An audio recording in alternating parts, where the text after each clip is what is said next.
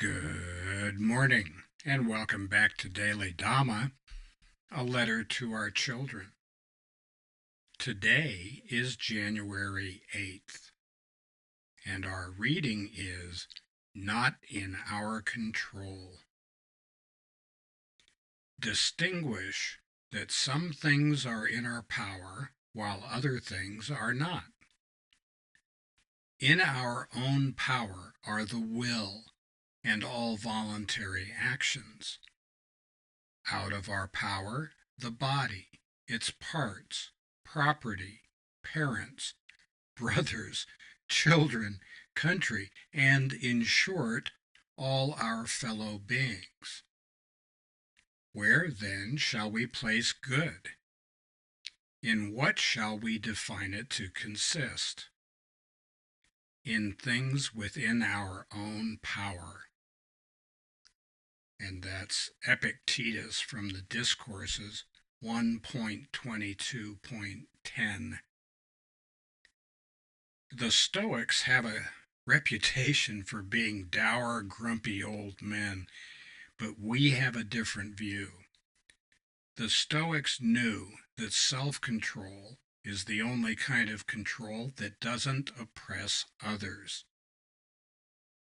Stoicism is right in line with the Dhamma, Taoism, Confucianism, and even cognitive behavioral therapy. We might, maybe, perhaps, on a good day, have a shot at controlling our own thoughts, attitudes, and actions.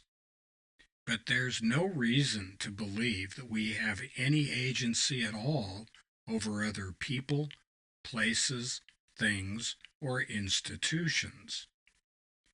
Most of the calamity in the world today arises because we can't tell the difference between what's inside our heads and what's before our eyes. God grant us the serenity to accept the things we cannot change. Help us to mind our own business and keep our hands to ourselves.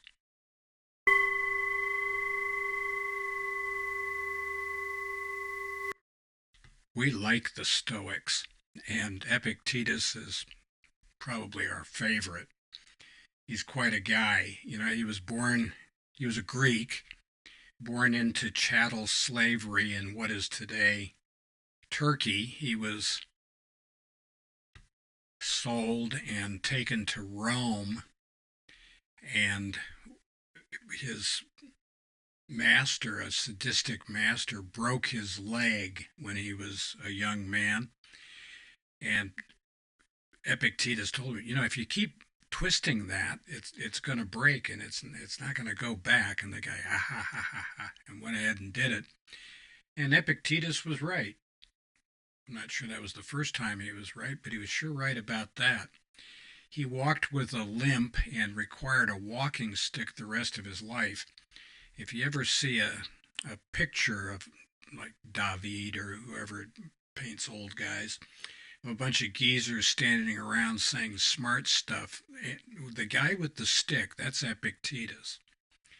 And Epictetus worked as a slave in Rome, was sold a number of times, and wound up, people said, wow, he's a pretty smart guy. Maybe we should get him to do something else. And he started a school, and his teaching was so popular that he became famous, and he had this school. One of his students took some notes and carried them to the emperor of Rome, Marcus Aurelius, who didn't actually study under Epictetus, but he received notes from a student of Epictetus that he treasured greatly. That whole thing really fills us with joy. Here's a slave of Rome whose words are the valued possession of the emperor of Rome. What a guy.